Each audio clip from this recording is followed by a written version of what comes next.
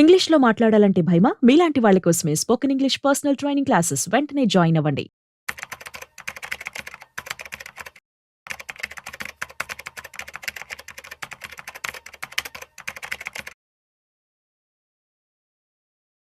హే వాడు డబ్బున్నోడురా. అసలు ఎంత డబ్బులుంటే వాడిని డబ్బున్నాడు అని చెప్పి అంటారు. అసలు ఒక సక్సెస్ఫుల్ లైఫ్ స్టైల్ని, సొఫిస్టికేటెడ్ లైఫ్ స్టైల్ని కనుక లీడ్ చేయాలి అంటే ఎంత డబ్బులు కావాల్సి ఉంటుంది? దీనికి సంబంధించి పూర్తి సమాచారం ఇవాళ మనతో చెప్పడానికి ఫైనాన్షియల్ ఎక్స్పర్ట్ గిరిబాబు గారు ఉన్నారు. సో వారి మాటల్లోనే మరింత సమాచారం అడిగి తెలుసుకుందాం. హాయ్, హలో, నమస్తే, వెల్కమ్ టు సుమన్ టీవీ. నేను మీ Rajeev Pasupuleti. So let's start. Hi sir, నమస్తే. నమస్తే అండి. సార్, ఎలా ఉన్నారు? ఫైన్ అండి. సార్, మనకి రెగ్యులర్ గా చూస్తూ ఉంటాం, వింటూ ఉంటాం, చాలా మంది వాడికి ఏంట్రా వాడు డబ్బున్నోడు అని చెప్పి అంటూ ఉంటారు. అసలు డబ్బులు ఎంత ఉంటే వాడిని డబ్బున్నోడు అని అనొచ్చు. అట్ ది సేమ్ టైం ఒక సొఫిస్టికేటెడ్ లైఫ్ స్టైల్ ని కనుక లీడ్ చేయాలంటే ఎంత డబ్బులు అవసరం అవుతాయి? ఇక్కడ ఒకటి మీరు ఒక పాయింట్ మిస్ అవుతున్నారు. డబ్బులు ఉండడమే కాదు, అది ఏ రూపంలో ఉన్నాయి కూడా important. That is also true. ఎందుకంటే నార్మల్ గా ఇప్పుడు చాలా మందికి మీరు చెప్పినట్టుగా వాళ్ళు డబ్బు ఉన్నోడు అంటే ఆ డబ్బులు ఏ రూపంలో ఉన్నాయి? ఒక 10 బిల్డింగ్లు, ప్లాట్, ఫ్లాట్, స్థలము, పొలము ఉండి మరి నెల తిరగగానే మెయింటెనెన్స్ కావాల్సిన డబ్బులు కూడా అందకపోతే వాళ్ళని ఆస్తిపరులు, కోటీశ్వరులు అనొచ్చా? ఓకే, లిక్విడిటీ కావాలి అంటారు. Very very important. ఇది మన వయసు పెరిగిన కొద్దీ 50, 55, 60 సంవత్సరాలకు వెళ్ళినా కొద్దీ మీ ఆస్తి ఏ రూపంలో ఉండాలి అంటే మాక్సిమం ఫైనాన్షియల్ అసెట్స్ రూపంలో ఉండాలి. ఫైనాన్షియల్ అసెట్స్ రూపంలోకి లేదు అంటే మీరు 30s, 35s ఈ ఏజ్ లో ఉంటే మీరు ఏదైతే అక్యుములేట్ చేసుకుంటారో వాటన్నిటిని నెమ్మదిగా 50 తర్వాత ఫైనాన్షియల్ అసెట్స్ రూపంలోకి మార్చుకుంటూ వెళ్ళాలి. This is the basic and very very very essential thumb rule ఇప్పుడు. ఎందుకంటే నా దగ్గరికి డైలీ 2-3 వాకిన్స్ వస్తూ ఉంటారు. అందులో మెజారిటీ రిటైర్ అయిన వాళ్ళు వస్తూ ఉంటారు. వాళ్ళ పరిస్థితి ఎలా ఉంటుంది అంటే, మొన్న రీసెంట్ నా దగ్గరికి ఒక పోలీస్ డిపార్ట్మెంట్ లో ఒక రిటైర్ అయిన ఒక ఎస్పీ వచ్చాడు. మన ఎస్పీ మనం ఏమనుకుంటే ఎస్పీ అంటే చాలా చేస్తారని చెప్పి అనుకుంటూ ఉంటాం. Very very very sincere police officer. 35 years department కి సర్వీస్ చేసి ఫ్యామిలీ మొత్తానికి బ్యాక్ బోన్ లాగా ఉండి లాస్ట్ ఏప్రిల్ రిటైర్ అయ్యాడు. ఏప్రిల్ ముందు వరకు ప్రతి నెల ఫస్ట్ అవ్వగానే టింగ్ మన శాలరీ పడిన మెసేజ్ వచ్చినప్పుడు ఒక హ్యాపీగా ఫీల్ అయ్యేది. ఏప్రిల్ అయిపోయింది కదా, మే, జూన్, జూలై శాలరీ రావట్లేదు, రిటైర్ అయిపోయాడు కాబట్టి. కానీ ఖర్చులు ఆగుతాయా? ఆగవు కదా. ఆయన ఈ 35 years ఏం చేశాడు అంటే వచ్చిన డబ్బులు వచ్చినట్టు కుటుంబానికి ఖర్చు పెట్టేశాడు, అంటే చేశాడు. ఇప్పుడు అవన్నీ ఫిక్స్డ్ అసెట్స్ లో పెట్టాడు. స్థలాలు అక్కడెక్కడ ప్లాట్స్ తీసుకున్నాడు, 200 square yard, 350, 300 squares అలా తీసుకున్నాడు. సడన్ గా ఇప్పుడు ఆ స్థలం కొనేటప్పుడు ఉన్న పర్పస్ ఏంటి అంటే ప్రత్యేకంగా ఏమీ నిర్ణయించుకోలేదు, బట్ ఒక వెల్త్ క్రియేషన్ లాగా ఉంటుంది, నా దగ్గర జీతం వస్తుంది, ఎక్కడో సేవింగ్ చేయాలని ఉద్దేశంలో సేవింగ్ చేశాడు. బట్ పరిస్థితి ఏంటంటే ఇప్పుడు ఇంకా ఒక పాప మ్యారేజ్ కావాలి, లిక్విడిటీ లేదు. సరే ఈ స్థలం ఉంది, దీన్ని అమ్మి చేద్దామా అంటే కొనే పరిస్థితి లేదు. మీకు తెలుసు రియల్ ఎస్టేట్ ఎంత డౌన్ నడుస్తుందో. ఇప్పుడు డౌన్ నడుస్తుంది అంటే అమ్మడానికి బయ్యర్ దొరకట్లేదు. సరే అక్కడ నడిచే ప్రైస్ కంటే నేను తక్కువకే డిస్పోజ్ చేస్తాను, ఒక 20% డిస్కౌంట్ సేల్ చేద్దామన్నా కొనే పరిస్థితి లేదు. నెంబర్ 2, రిటైర్ అయిన తర్వాత ఖర్చులు ఆగవు కదా, మెడికల్ ఎక్స్పెన్సెస్ పెరుగుతాయి, రెస్పాన్సిబుల్ అలాగే ఉంటాయి. అండ్ 60కి రిటైర్ అయితే ఇప్పుడున్న ఇంప్రూవ్డ్ హెల్త్ కండిషన్స్ లో he's going to live up to 80+ అయితే పెన్షన్ వస్తుందా అంటే ఎస్ వస్తుంది పెన్షన్, కానీ అది హాఫే వస్తుంది, ఫుల్ సాలరీ రాదు కదా. ఇంకా లయబిలిటీస్ అన్ని కంప్లీట్ అవ్వలేదు. అండ్ అసలు జీవితంలో నేను మా ఆవిడని తీసుకొని ఏ టెంపుల్స్కి తిరిగింది లేదు, వెకేషన్స్కి వెళ్ళింది లేదు. అవన్నీ నేను ఇప్పుడు నా రిటైర్ అయిన తర్వాత లీజర్ ఉంటాను కాబట్టి చేద్దాం అనుకుంటే చేతితో డబ్బులు లేవు. ఆ ఉన్న కొద్ది డబ్బులు కాస్త ఫిక్స్డ్ అసెట్స్ రూపంలో, అదే రియల్ ఎస్టేట్ రూపంలో ఇరుక్కుపోయి ఉన్నాయి. ఇల్లు సొంత ఇల్లే, కానీ నాకు మెయింటెనెన్స్కి ఇబ్బంది అయిపోతుంది. సో ఇది కాదు కదా. ఇప్పుడు ఆయన ఆస్తిపడి అనొచ్చా అనొద్దా? డెఫినెట్ అనొచ్చు. ఎందుకంటే సొంత ఇల్లు ఉంది, ప్లాట్ 2-3 ప్లాట్లు ఉన్నాయి, కానీ మంత్లీ ఇన్కమ్ ఎక్కడుంది? అండ్ వాళ్ళ పాప మ్యారేజ్ చేయాలి, మ్యారేజ్ కి డబ్బులు కావాలి అంటే ఈ ప్లాట్ అమ్ముతేనే వస్తాయి, వేరే ఇంకా సేవింగ్స్ లేవు. ఆ జీపీఎఫ్, పిఎఫ్ ఉన్నాయి డబ్బులు, అవి కూడా అవి వచ్చినాయి కాస్త ఇమీడియట్లీ కొంత మెయింటెనెన్స్ కి దీనికి నడిచిపోతుంది. ఇప్పుడు he's looking at next 20 years. 20 years తింటూ కూర్చోగలమా వీటితోటి? కొండలని కరిగిపోతూ ఉంటాయి. సో ఆ లిక్విడిటీ ఎక్కడ ఉంది అంటే, పోనీ ఆ ఉన్నే తింటూ కూర్చుంటే ఫ్యూచర్ నీడ్స్ ఎలా? అండ్ ఇంకొకటి, ఇవాళ మంత్లీ మెయింటైన్ చేయాలి అంటే ఒక కుటుంబానికి మినిమం 50,000 కంపల్సరీ కావాల్సిందే ఇవాళ. ఒక 5 years తర్వాత దట్ బికమ్ డబల్. మళ్ళీ 10 years తర్వాత మెడికల్ ఎక్స్పెన్సెస్, ఇంకా వేరే ఇంకేదైనా వెకేషన్స్కి వెళ్ళాలి, ఏదైనా శుభకార్యాలు ఉన్నాయనుకోండి, ఖర్చులు ఉంటాయి కదా. సో ఇక్కడ ఆస్తిపరులు అంటే డబ్బు రూపంలో ఉండడం చాలా చాలా ఇంపార్టెంట్ మన వయసు పెరిగే కొద్దీ. ఓకే. అదే మీరు 30లో ఉన్నారనుకోండి, 30లో ఉంటే ప్రాబ్లం లేదు, మీరు ఉన్న డబ్బులతోటి ప్లాట్లు కొనండి, మీకు ఇన్కమ్ వస్తూ ఉంటుంది, ఆదాయం వస్తుంటుంది, శాలరీ వస్తుంటుంది, you have a time to do other than job కూడా వేరే బిజినెస్ చేసే అవకాశం ఉంటుంది, ఎనర్జీ ఉంటుంది, టైం ఉంటుంది అన్ని. అప్పుడు మీరు దాన్ని బిల్డ్ చేసుకుంటూ ఉండాలి. But once you cross up to 50-55 you have to convert your fixed assets into financial assets. Okay. మరి బై ద వే ఎస్పీకి ఏమని చెప్పారు మీరు? లేదు, లిక్విడిటీ లేదు, ఇమీడియట్ అమ్మాల్సిందే, అమ్మకపోతే మన డబ్బులు రావు. మరి ఇక్కడ డబ్బులు లేనప్పుడు నేను కదా ఏం చేస్తాను? సో నేను చెప్పానంటే ఉన్న ఏదైతే ఇప్పుడు పెన్షన్ది వస్తుంది మన, ఇది మన జీపీఎఫ్, తర్వాత కొంత గ్రాట్యుటీ వస్తుంది, గవర్నమెంట్ ఇస్తుంది కదా, ఇంక ఇవ్వలేదంట వాళ్ళకు, వస్తుంది ఇప్పుడు నెక్స్ట్ 1-2 months లో వస్తే దాన్ని అంతా తీసుకెళ్లి మ్యూచువల్ ఫండ్ ఇన్వెస్ట్ చేసి ఎస్డబ్ల్యూపీ తీసుకోమని చెప్పాను. ఆఫ్టర్ 6 months తర్వాత లేదా 1 year తర్వాత ఈ ఒక 6 months వరకు కొంచెం దాన్ని గ్రో అవ్వనివ్వాలి. గ్రో అయిన తర్వాత మనం చాలా మంది చేసే తప్పు ఏంటంటే ఎస్డబ్ల్యూపీ అయితే తీసుకెళ్ళిపోయి బ్యాలెన్స్ ఫండ్లోనూ కన్జర్వేటివ్ ఫండ్స్ పెట్టేసుకొని అక్కడ నుంచి ఎస్డబ్ల్యూ పెట్టేసుకుంటారు 6 or 7%. దానివల్ల మీ కార్పస్ గ్రో అవ్వదు. అలా కాకుండా నేను ఒక 1 year డిఫర్ చేయండి అంటే 1 year డిఫర్ చేయడం అంటే ఇవాళ ఇన్వెస్ట్ చేసి ఒక 1 year వెయిట్ చేయండి. ఈ 1 yearకి కావాల్సిన మనీ మెయింటెనెన్స్ దగ్గర పెట్టుకోండి. ఈ 1 year తర్వాత గ్రో అవుద్ది కదా, అంటే అట్లీస్ట్ ఒక 10-12% గ్రో అయింది అనుకోండి, అంటే మంచి flexi cap, large cap, large and mid cap, multi cap ఇలాంటి ఫండ్స్ పెట్టుకొని ఒక 1 year వరకు గ్రో చేసి ఆ గ్రో అయిన అమౌంట్ని సపరేట్ బకెట్ క్రియేట్ చేసి, that's what I do generally. ఒక సపరేట్ బకెట్ క్రియేట్ చేసి అందులో నుంచి ఎస్డబ్ల్యూ పెట్టుకుంటాం. అప్పుడు మన బేస్ కార్పస్ ఏదైతే ఉందో అదేమో మంచి అగ్రెసివ్ ఈక్విటీ ఫండ్స్లో, అంటే large cap, large and mid, multi అంతే, హై అగ్రెసివ్ హైబ్రిడ్ అంటే ఇవి పొటెన్షియల్ గ్రోత్ రేట్ ఉన్న ఫండ్స్ అన్నమాట. అది గ్రో అయ్యాక తీసి కన్జర్వేటివ్ ఫండ్స్ లోకి మూవ్ చేసుకొని దాని నుంచి ఎస్డబ్ల్యూపీ ఇచ్చుకుంటాం. ఓకే. ఎస్డబ్ల్యూపీకి ఏమైనా మినిమం బ్యాలెన్స్ ఇంత అని ఏం లేదు.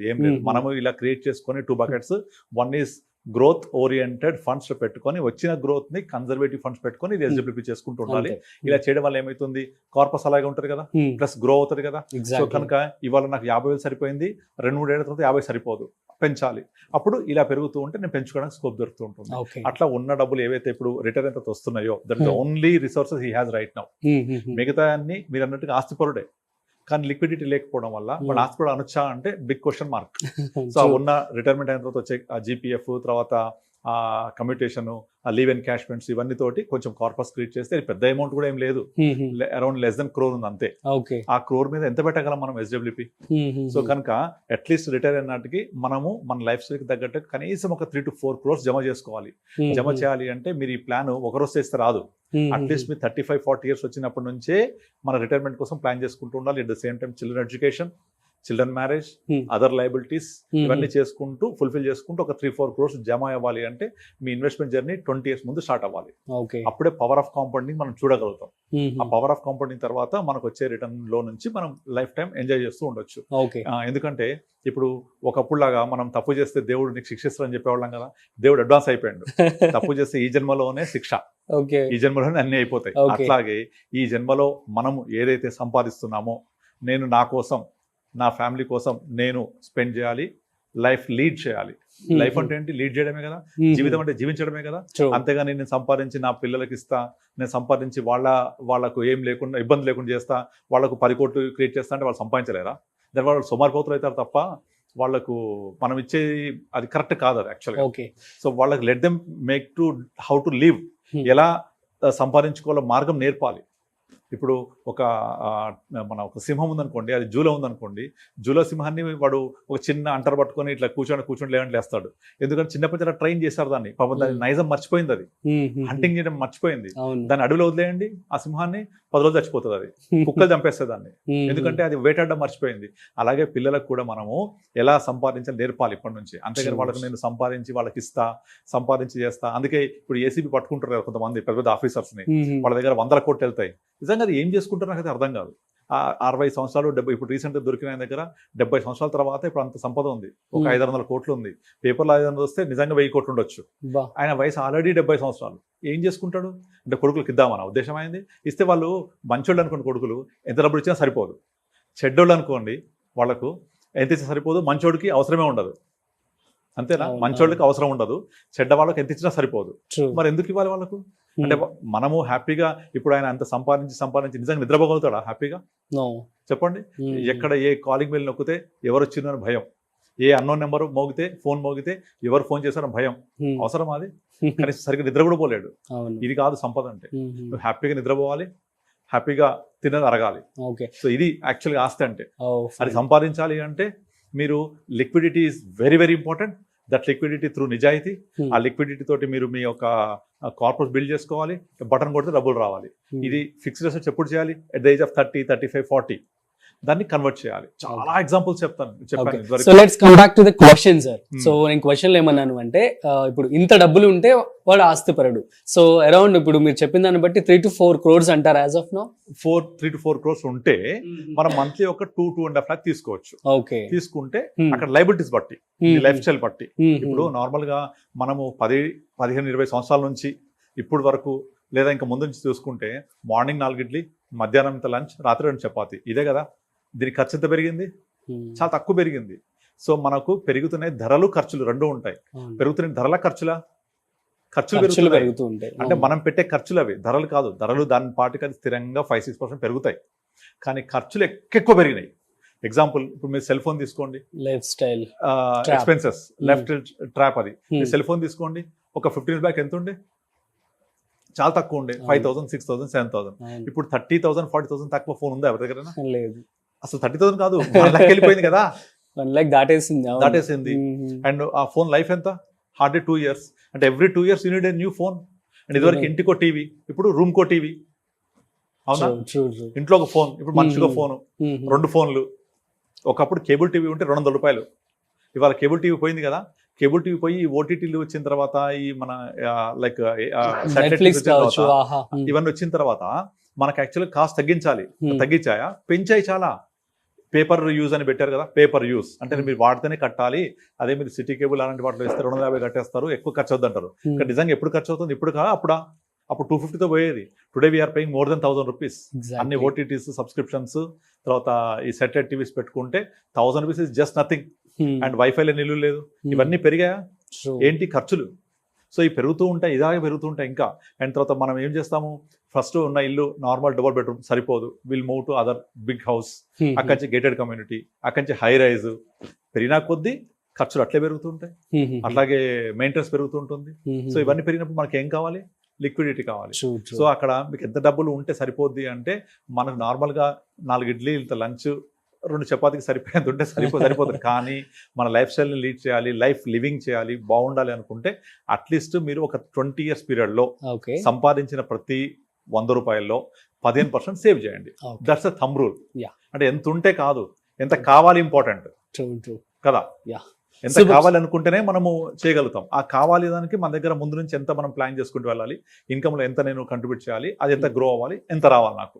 సో మనకి ఎంత కావాలి ఆలోచించాలి, ఎంత ఉండాలో కాదు. ఉండాలంటే హద్దే ఉండదు దానికి కదా. Super sir, thank you so much. So guys, మీ అందరికీ అర్థమైంది కదా. సో ప్రజెంట్ మనం చూస్తున్నట్టయితే ఇన్ఫ్లేషన్ అనేది ఎప్పటికప్పుడు పెరుగుతూ వస్తుంది. సో కాబట్టి మీ యొక్క నీడ్స్ని బట్టి, మీ యొక్క అవసరాలను బట్టి మీరు ఇన్వెస్ట్మెంట్ అయితే చేసుకోండి. సో మరొక ఇంట్రెస్టింగ్ కాంటెంట్తో మళ్ళీ కలుద్దాం. అంతవరకు చూస్తూనే ఉండండి Suman TV. This is Rajeev signing off. Video నచ్చినట్లయితే like, share and subscribe. Thanks for watching.